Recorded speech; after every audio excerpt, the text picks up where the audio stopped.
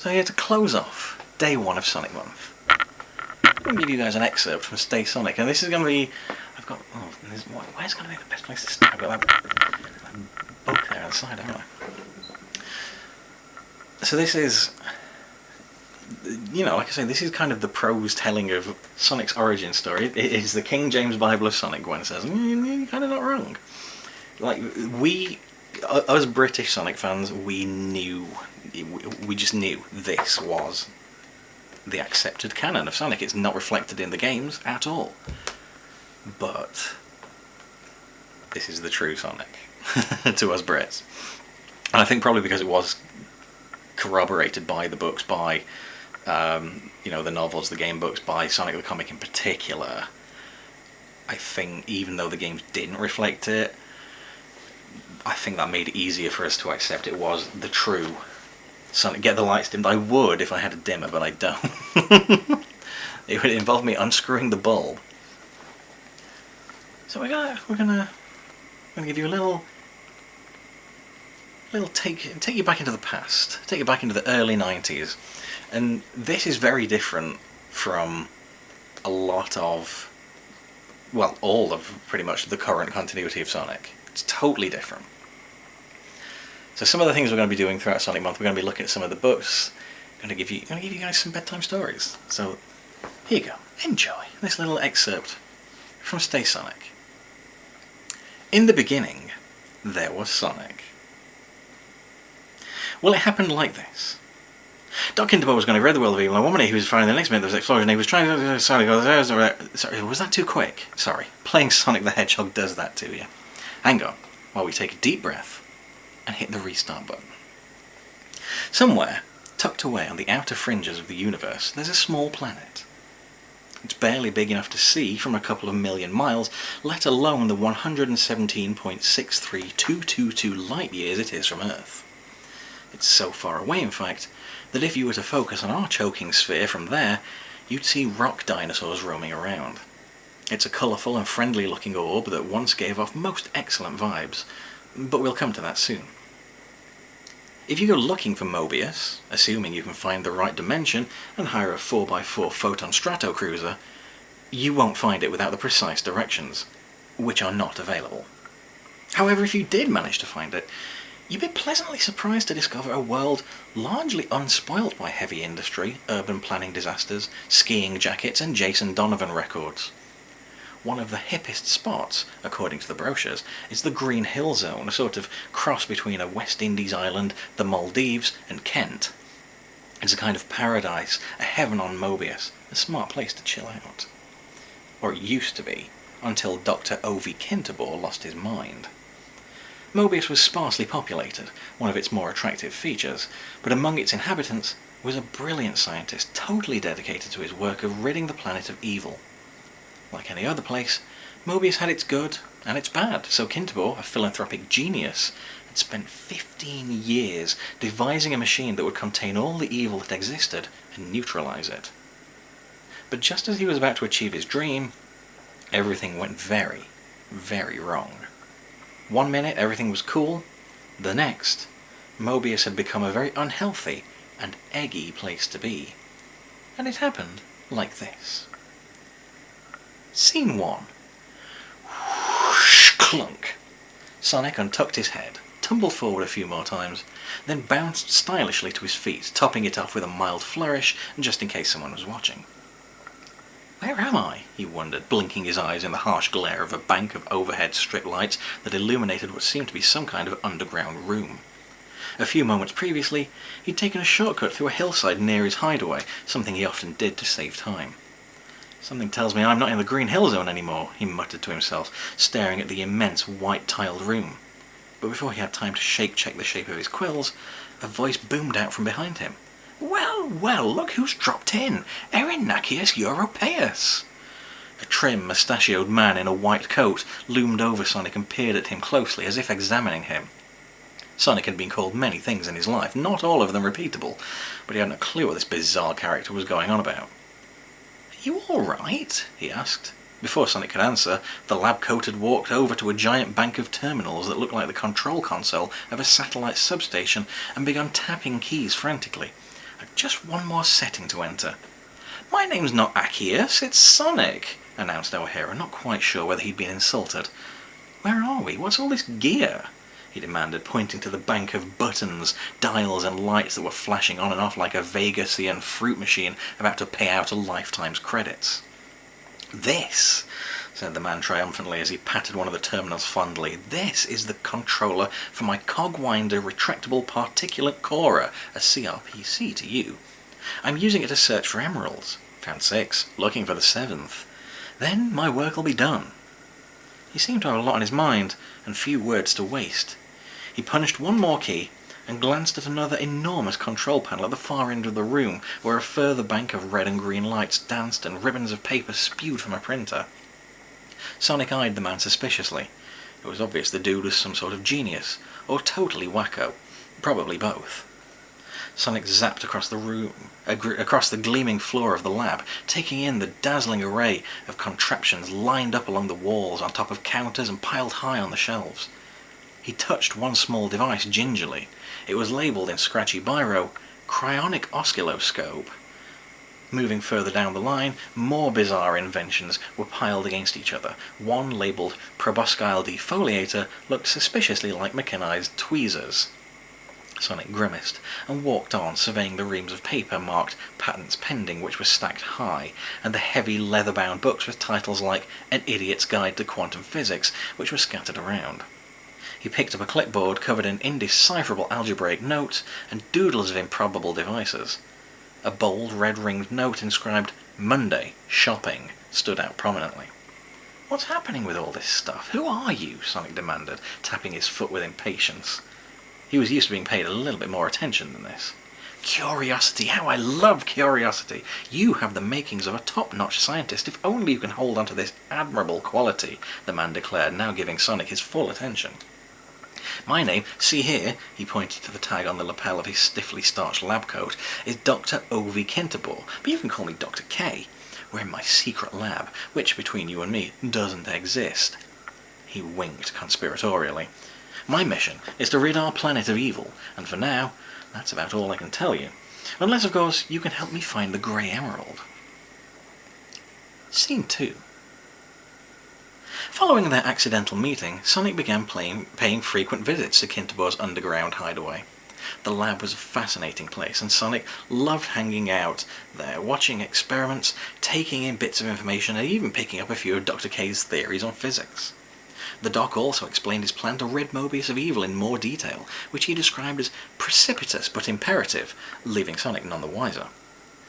It began, it seems, with the greatest technological breakthrough since anti-static fluff removers and games consoles, the Retro-Orbital Chaos Compressor, TM, ROCC, which, by a process too complicated to outline here without reference books, diagrams, and a large supply of chocolate, crisps, and fizzy drink, attracted and transferred evil from one object to another.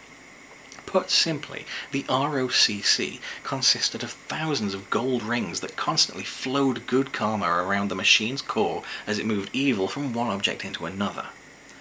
Through empirical evidence and research, well, trial and error actually, the Doc had also discovered the perfect objects for the transfer. 6 emeralds, which he named the Chaos Emeralds, TM. Being one bright dude, he always copyrighted his inventions immediately. After all, you've got to live, haven't you? At considerable sorry, Dan, so you saying this is relaxing, I read relax there. At considerable risk to himself, Kinterbor succeeded in transferring most of the world's evil into the emeralds, but the process had rendered them highly unstable. They would blow at any moment without some form of control. It was a problem which greatly troubled him until he came across the existence of a 7th grey emerald. This, when linked in parallel to the other 6, could neutralize their violent forces.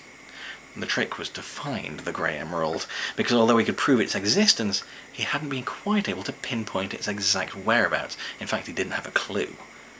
Which is where Sonic was to prove so useful. Or so the Doc hoped.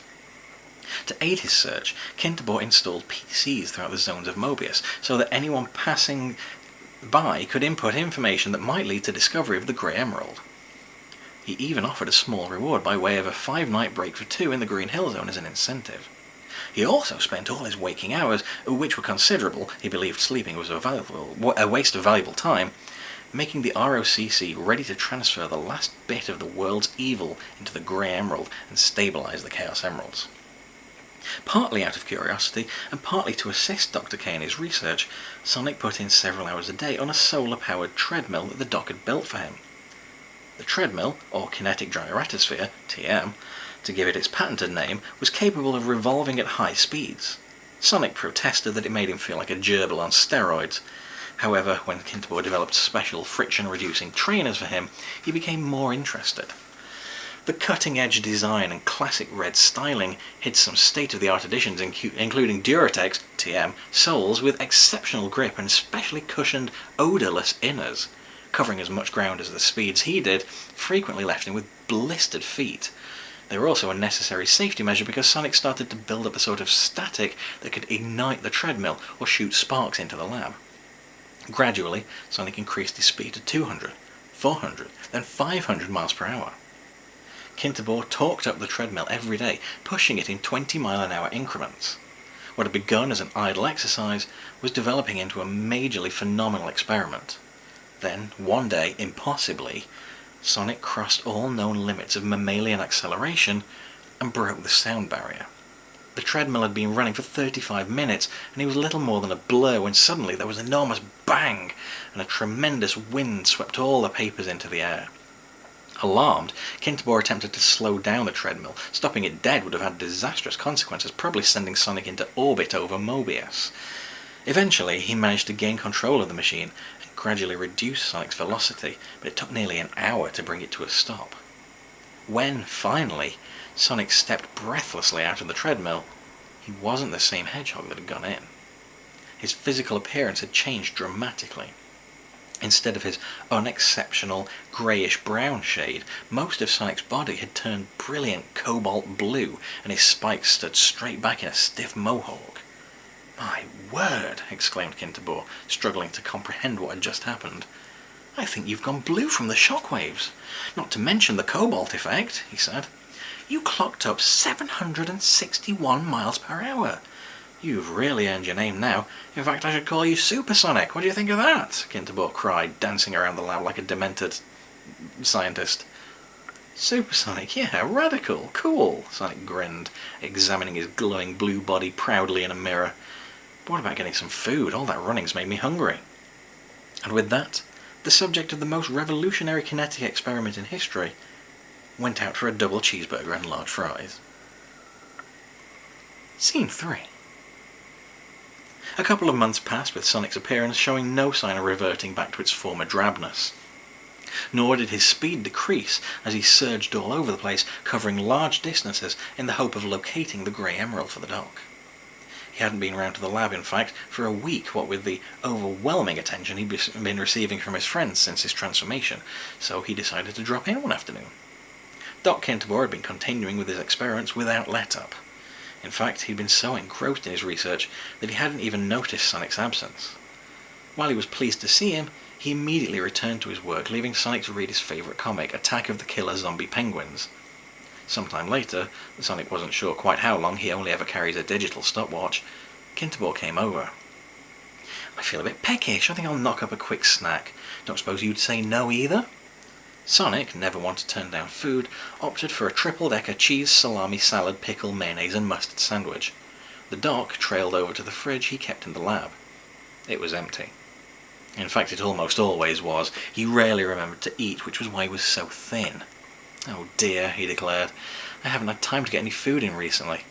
"We can share this, though," he suggested, proffering a hard-boiled egg from the otherwise empty cabinet. Sonic walked over and took the egg. "This totally stinks, Doc. It must be ultra-rotten," he said, handing Kintobor back the egg and gripping his snout tightly. "It can't be. It's only been in there 6 months," said Kintobor, examining it as he wandered over to the ROCC and began tapping in yet more commands. But Kintobor wasn't concentrating. Not very sensible when you fiddle around with an ROCC, and he miskeyed some numbers without realizing. Suddenly, there was an enormous spark, and the lab was engulfed in a cloud of smoke. After what seemed like an age, the smoke cleared to reveal the Doc sprawled on the floor. Sonic stood coughing in the middle of the acrid mist. He peered through it at a rotund figure who bore no resemblance to his friend. Doc Kinterbor had been totally changed by some awful freak accident. The once slim scientist had been transformed into an obese blimp, and there was a peculiar eggy whiff hanging in the air. In fact, it smelled like the toilets of one of Earth's busier curry houses. The most bizarre aspect of the metamorphosis was not only Kinterbor's ghastly, egg-like appearance, but the letters on his name tag, which had been mysteriously reversed. Dr. Ivo Robotnik, Sonic mouthed, reading them in stunned amazement. The Doc looked up, a dark scowl spreading across his bloated face. "What are you gawking at, you ugly blue porcupine? Stand still so I can rip out your spikes and turn you into an armadillo bot," he growled. "Whoa, what's got into you?" Sonic yelled, jumping back. "Don't you understand, you little spiked rat? Get back to your rodent hole, it's over, you're finished. I am in control now, and I shall rule Mobius forever." Clearly the Doc wasn't feeling himself, and there was something in his manner that suggested to Sonic that he'd better tread carefully, play along with him a little bit. "Oh yeah? And how are you going to do that?" he probed. "The emeralds, it's all in the emeralds. Now I am evil like them, beautiful, symmetrical and unstoppable. I shall launch them into space, and they shall help me control the world, and no one will ever find the grey emerald. No one!" Robotnik was frothing at the mouth at delusions of grandeur. Then he realised he'd put his mouth into gear before engaging his considerable brain. "Now you know my plan, you little walking pincushion. You shall be exterminated!" And he suddenly lunged at Sonic. But Sonic was too fast. He bolted out the back door of the lab and headed for the Green Hill Zone to warn his friends, his ex-mate's curses echoing behind him. So, just to bring you up to date, the formerly good, if somewhat daft, Kinterbor had become the hopelessly evil and utterly egg-centric Robotnik, a megalomaniac with an unstoppable mega-desire to control Mobius. There's probably some tedious moral in the whole sorry story, but there's no point in crying over spilt rings. So what exactly happened to throw Mobius into total confusion? If we rewind to the point where the Doc was ham-fistedly tapping at the ROCC keyboard with the egg in his hand, we can run it by in slow motion and grasp the full impact that a couple of transposed digits can have. So there he is, a slim, nay svelte scientist, tapping at some keys when suddenly there's a giant blue spark and A. The ROCC goes into meltdown and zaps the Chaos Emeralds, Kinterbor and the rotten egg in his hand. B. The ROCC begins to transfer some of the evil stored in the Chaos Emeralds to Kinterbor, changing him into the evil Dr. Ivo Robotnik. C. Robotnik immediately takes on the physical characteristics of the egg, expanding to grotesque proportions. D. The ROCC explodes, scattering its golden rings throughout Mobius' zones. Whew. If that's not a big enough mess to deal with, Robotnik, as he must now be referred to, decides that megalomania is this lunar year's thing. And Robotnik is no dummy. He quickly realises that to succeed in his plan, he must destroy the only creature who knows his scientific secrets, Sonic. Suddenly, it's open season on hedgehogs. Cursing the extra speed he helped his former friend build up, Robotnik devises a multitude of traps which he places throughout Mobius' zones. He also captures many of Sonic's friends, using them as bait, or transforming them into robots, programming them to attack him. It's a grisly business, which Robotnik thoroughly enjoys. As for the Chaos Emeralds, Robotnik turns them into satellites and launches them into orbit over Mobius. Circling high above the planet, the Emeralds enhance Robotnik's power over Mobius. As an added precaution, he launches a psychedelic warp of confusion secret zone around each Emerald. Only the Grey Emerald can neutralize the forces of the Chaos Emeralds and render them harmless. Despite his entire world falling apart within the space of a few hours, Sonic didn't contemplate slashing his paws. He isn't the type to let his head drop. With everyone turning against him, he went into hiding, but quickly came to the conclusion that Robotnik must be destroyed if his friends were to be freed and Mobius restored to its former state. On the way, he resolved to recover the Chaos Emeralds from the warps of confusion. Robotnik did his worst, transforming several areas of Mobius into no-go zones, beginning with Green Hill and continuing through several parts of the planet once considered worth hanging out in. But no matter how devious the traps Robotnik cooked up, Sonic was equal to the test, risking life and limb to free his incarcerated pals and pursue the fat freak to the final confrontation. His victory, recorded in Sonic 1, seemed to signal an end to the nightmare that had begun in Kinterbor's laboratory. But of course, Sonic had only won the first battle. The war had a long way to run.